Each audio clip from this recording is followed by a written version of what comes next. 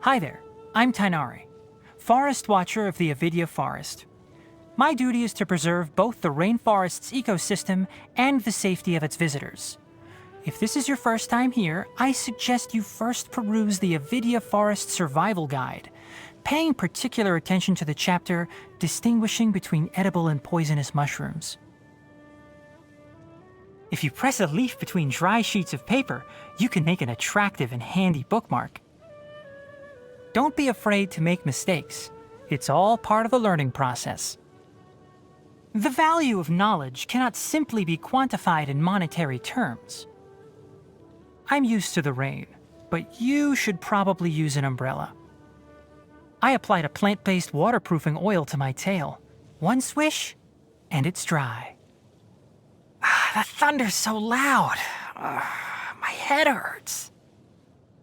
I don't see weather like this very often. Oh, are you cold? If you want, you can tuck your hands into my tail. My ears! They're going to be blown inside out. It's so hot. Even a mist flower would melt in this heat. Now that I think about it, it wouldn't. But you'll get what I mean. Oh. Listen. That's the sound of dew dripping upon the leaves. During lunch breaks, I like to sit in a tree and admire the sunlight streaming through the canopy. If I'm not careful, I'll fall asleep. Good evening. I'm preparing to go observe bioluminescent flora. Wanna come? Get some sleep. I'll be on guard duty. It'll be a good time to write today's patrol log entry. I studied botany in the Amurta Darshan. My academic advisor wanted me to join the faculty after graduation. But to be quite honest, I prefer a somewhat freer research environment. From my observations, the way that the academia handles certain matters leaves much to be desired. Fortunately, my advisor didn't push the issue. Not like that would have worked. Many people think that my kind are loners, and I don't blame them for thinking that. The few of us around are mostly scholars, and we're always chasing our research, so you'd be lucky to spy a single tuft of tail fur in a whole year. Like my father, for example. He's an entomologist, and lately, he's been studying the evolution of beetles in the desert. I have no intention of joining him. I'm ashamed to admit that I don't tolerate the sun very well. Prolonged exposure turns my brain and body into mush. I believe that the best way to achieve mutual understanding with someone is to spend time with them. Other methods are less realistic. That's why there is no need to rush introductions. Time will settle everything. Are we officially friends? What, so this sort of thing needs official documentation now? Okay then. Well, hand over your friendship certificate. I assume it'll need my signature. I remember praying as a kid that if I were lucky enough to receive a vision, it had to be a dendro one. It wasn't because of research. I just wanted to make a vine ladder to reach high-hanging fruit. I've heard about the Aranara for some time now, but I haven't personally seen any. Sometimes, I hear rustling sounds from the forest depths, but they disappear when I go closer. That's a good thing, though. At least they know how to protect themselves. Unlike those stupid adventurers whose first thought when they run into an Avidya leopard is, "Ooh, maybe I'll form an interspecies friendship today." Don't worry about Karkata. I told the Matra I know that it's my research assistant. If anyone wants to do anything to it, they'll need to go through me. Since you seem to care a lot about Karkata, why don't you enroll in some courses at the Spantama Darshan? That way you can care for it even if I'm gone. Did you know that plants can camouflage themselves? Some mimic insects or birds to intimidate their natural predators. Others produce bait to attract pollinators. And still others are obligate carnivores that utilize enticing fragrances or honey to lure in their prey. I feel like I'm not just talking about plants anymore. When that child was first brought here, she was effectively illiterate. It wasn't a huge issue, though. She's a hard worker and a diligent student. so she's made good progress. Still, her goal is to learn advanced medical techniques, so she still has a long way to go. She sometimes puts too much pressure on herself. Help her out when you can, would you? Consider it a favor from me as her mentor. Thanks a lot. You want to see Sino? Well, firstly, a word of caution. If he ever comes chasing you down for work-related reasons, prepare for the nightmare of a lifetime. Other than that, General Mahamatra is a high-ranking position, so it usually isn't easy to find him. But he does occasionally go to Gandharvaville to see Kale. As much as he might want to stay unnoticed, he can't fool my ears. After my advisor's rescue, I wrote him a letter to send my regards. To my surprise, he wrote back saying that someone had already given him my regards in person. He ended the letter with a question. The General Mahamatra said he hopes that the sages will enjoy a more tasteful reputation thanks to the efforts of our darshan. Whatever do you suppose he meant by a more tasteful reputation? It's a good question. I'd like to know too. Be careful of Al-Haytham. I'm not saying he's a bad guy, but he purely operates by rationality, so people often find his actions unacceptable. If you don't believe me, just ask his housemate. Thanks to Al-Haytham, he has more pent-up frustration than an angry animo slime. Kaveh is a famous architect in Sumeru. The Palace of Alcazarzaray is his magnum opus.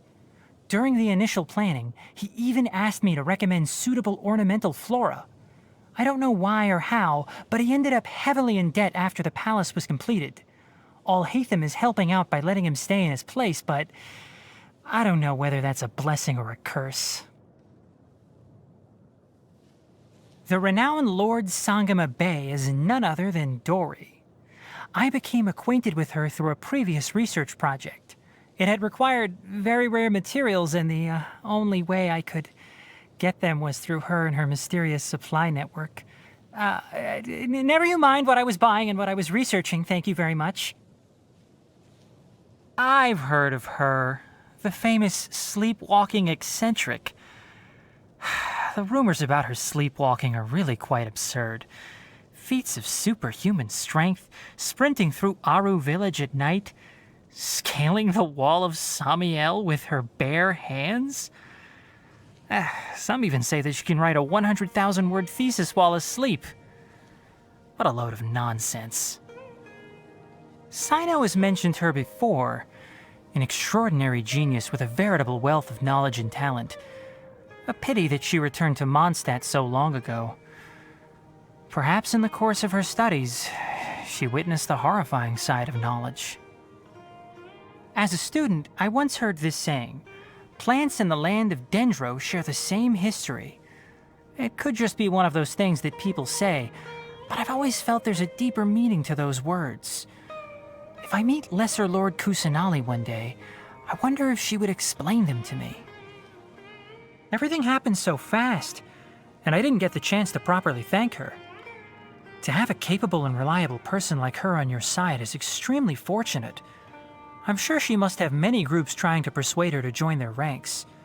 But she definitely doesn't strike me as the kind of person who would be interested in joining the academia, or the forest rangers. So I'll spare myself the inevitable rejection. Madame Faruzan possesses an extensive wealth of knowledge.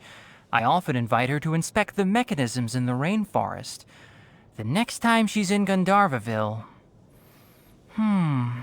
I hope she doesn't sneak Kale more food. Nutrition is like medicine. Moderation is key. Are you acclimating to the rainforest?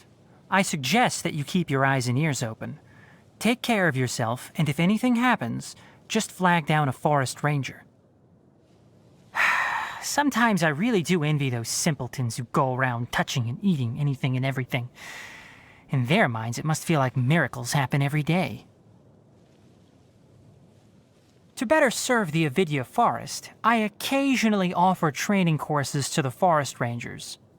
If you want to split hairs, then yes, these courses would be considered as dissemination of information by the academia.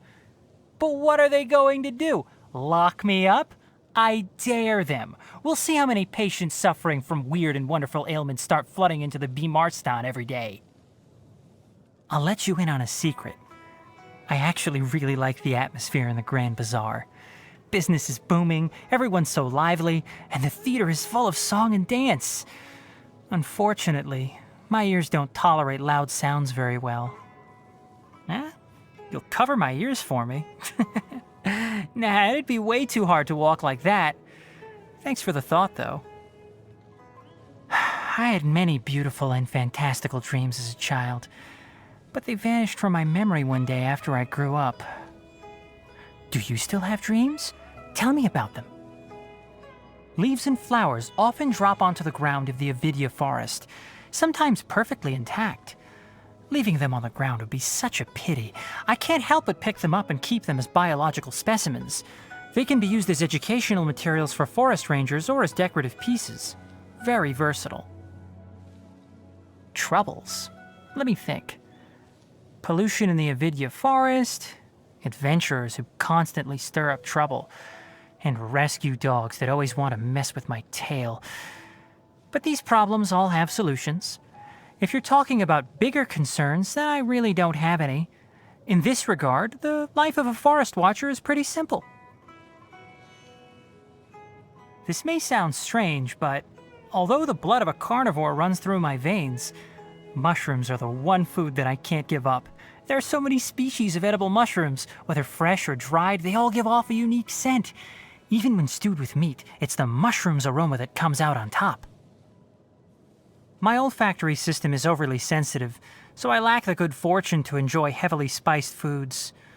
Quite the shame in Sumeru. Excellent ingredients and impeccable seasoning. In short, it's delicious. Nice flavor pairing. Could you give me a copy of the recipe?